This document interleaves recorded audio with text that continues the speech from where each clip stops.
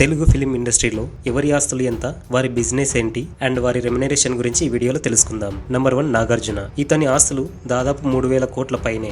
ఇతను ఒక్కో సినిమాకి 10 నుంచి 20 కోట్లలో తీసుకుంటాడట. ఇతను టీవీలలో ప్రసారమయ్యే షోస్ కి ఒక్కో ఎపిసోడ్ కి 5 కోట్ల వరకు తీసుకుంటాడట.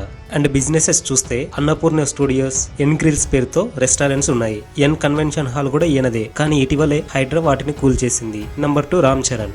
ఇతని ఆస్తులు దాదాపు 2,800 కోట్ల పైనే. ఇతను RRR కి 45 కోట్ల వరకు రెమ్యునరేషన్ తీసుకున్నాడు. దాని తర్వాత గేమ్ చేంజర్ కి 90 నుంచి 100 కోట్ల మధ్యలో రెమ్యునరేషన్ ఉందట. తర్వాత వచ్చే RC16 కి దాదాపు 120 కోట్ల పైనే రెమ్యునరేషన్ ఉందట. రామ్ చరణ్ గారి బిజినెస్ చూస్తే number 1 Konidela production company, number 2 TruJet airlines, number 3 Mahesh Babu గారు. ఇతని ఆస్తులు 2,800 కోట్ల పైనే. ఇతను ఒక్కో సినిమాకి 60 నుంచి 80 కోట్ల వరకు రెమ్యునరేషన్ తీసుకుంటాడట. ఇతని బిజినెస్ చూస్తే 30కి పైగా కంపెనీలకు అడ్వర్టైజ్ చేస్తాడు. అలాగే AMB సినిమాస్, పద్మాలయ ప్రొడక్షన్స్ ఇతనికి ఉన్నాయి. నంబర్ 4 అల్లు అర్జున్. ఇతని ఆస్తులు దాదాపు 2,500 కోట్ల పైనే.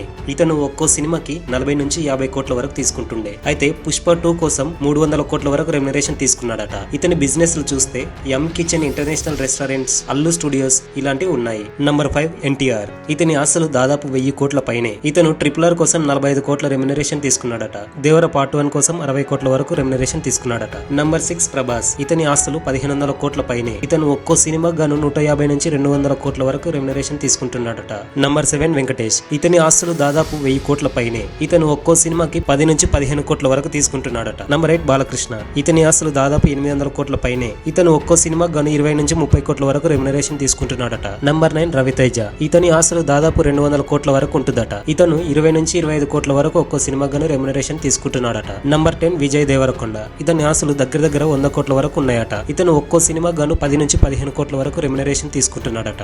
ఇతని బిజినెస్ చూస్తే రౌడీవేర్స్ అని స్టార్ట్ చేశాడు. అండ్ AVD థియేటర్ కూడా ఇతనికి ఉంది. సో నా ఎక్స్ప్లెనేషన్ మీకు నచ్చినట్లయితే ఖచ్చితంగా 1 లైక్ చేయండి. అలాగే వీడియో పెట్టగానే నోటిఫికేషన్ రావాలంటే సబ్స్క్రైబ్ చేసుకుని బెల్ ఐకాన్ ఆన్లో ఉంచుకోండి.